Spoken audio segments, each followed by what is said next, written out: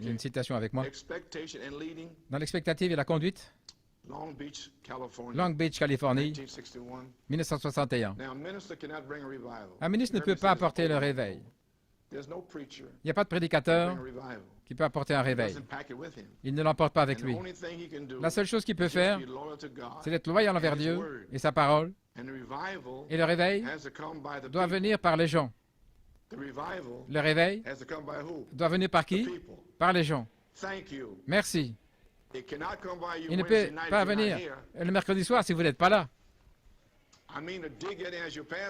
Je veux dire, je creuse là-dedans comme votre pasteur. Donc, ne vous attendez pas à un réveil si vous ne pouvez pas venir ici le mercredi soir ou si vous venez le dimanche pour le réveil. Vous n'aurez rien parce que Dieu ne va pas vous le donner parce que vous auriez dû être là mercredi soir.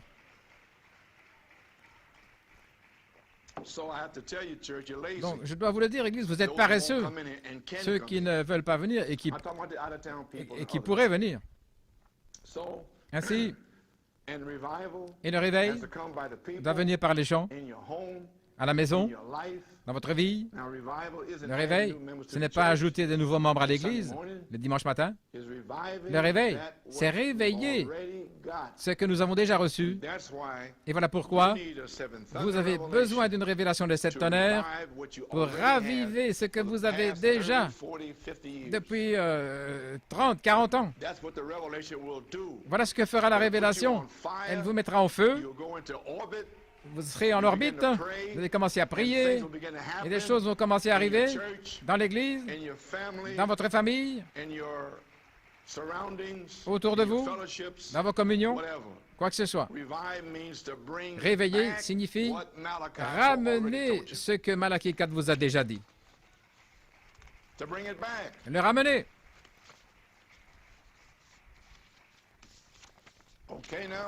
OK. Nous allons expliquer. Je pensais que j'avais le guide avec moi, mais le guide, le 14 octobre, la soirée de la statue de l'homme parfait, et voilà où j'ai eu l'inspiration pour la fin du 7e saut, mais je l'ai ici à nouveau, dans l'influence. Après Frère Branham, il savait il devait avoir des réunions, une semaine, pour apporter les 7 sceaux. Et alors, les 7 anges lui sont apparus et cela mis en action. Maintenant,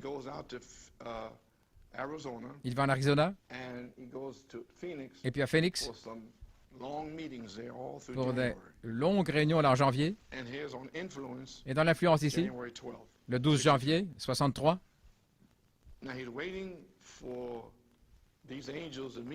il attend que ces anges le rencontrent. Ce que nous avons vu arriver devrait mettre chaque âme en action. Faire une église qui ferait un réveil ici à Phoenix. Voilà pourquoi Dieu vous a mis à New York City, ici. Il y a quelque chose où les gens viendraient par avion d'Europe pour voir ce qui arrive.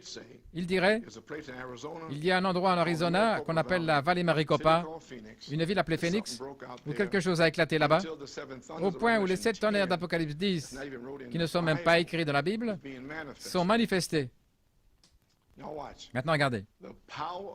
La puissance de Dieu, le temps de la fin est ici. Remarquez maintenant, l'ange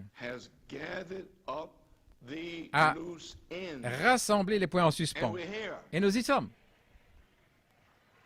Vous avez saisi? Donc, il sait qu'il va rassembler les points en suspens avec les 6 sceaux. Il a déjà vu les 7 anges. Donc, il sait. C'est lui-même ici qui prophétise ce qu'il va faire. Voilà pourquoi je prophétise ce que je vais faire. Et vous feriez mieux de commencer à prophétiser au sujet de ce que vous allez faire. Sinon, vous ne ferez rien. Vous avez saisi maintenant? Il savait que ce dernier message aurait 2 parties. Les sceaux écrits, les points en suspens qui sont solutionné là, pendant 6 jours, et une autre partie, ce qui serait Apocalypse 10, et Christ descendrait. Maintenant, les 6 sceaux, vous rassemblez les points en suspens. Là, j'ai lu Apocalypse 3, 14 à 22. C'est le 7e ange à l'église de Laodicée. C'est Élie. Et ce qu'il était censé faire, il était censé rassembler tous les points en suspens. Et c'était son ministère. J'ai une citation là-dessus. Et puis, il devait présenter le Messie. Donc, il a 2 parties. Ainsi, OK, les amis? Et nous y sommes. Il allait écrire ces 7 tonnerres. Il a dit, ne l'écris pas celle-là. Au jour du retentissement, regardez,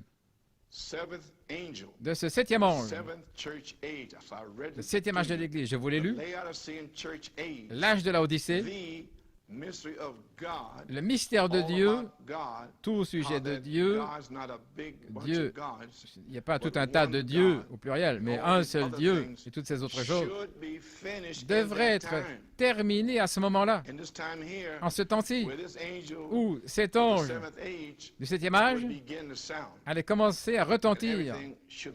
Alors tout devrait être terminé. La grande bataille, avant, il y a tous ces points en suspens qui sont là. Qu'est-ce que ça veut dire? Ça veut dire Irénée, Martin, Colomba, ce n'étaient pas des prophètes, c'était des messagers spéciaux, messagers de l'âge de l'Église. Et Luther et Wesley n'étaient certainement pas des prophètes. Donc, il y avait beaucoup de points en suspens là au travers de cet âge de l'Église que ces hommes n'ont jamais pu atteindre parce que ce n'étaient pas des prophètes. Et ça a laissé beaucoup de points en suspens, incompris. Gloire à Dieu. Tous ces points en suspens qui étaient là, suspendus. Et tout ça devait être rassemblé dans les derniers jours. Un prophète doit venir et saisir tous ces points, tous ces mystères, et ça viendrait à lui comme la parole de Dieu. Et ce prophète enverrait la parole de Dieu pour rassembler tout en une seule révélation de Jésus-Christ. Et le mystère de Dieu serait alors terminé. Et ensuite, nous parlons de l'enlèvement et toutes ces choses et la résurrection. Alors, quand cela retentit, voici, c'est ici. Quand il commencera à retentir, là, le 18 mars, le 19, le 20, 21, 22, 23, quand il commencera à retentir, le 24, il a ouvert le sceau, il a relié la vision de la tente, et il a pris les tonnerres d'Apocalypse 10, et il a mis là sous Apocalypse 8, 1. Vous avez saisi? OK. Ça devrait être enveloppé tout ensemble dans ces derniers jours. Alors, quand cela retentit, quand il a commencé à retentir en mars 63, alors l'ange descend, Apocalypse 10, et il a dit, il n'y aura plus de temps.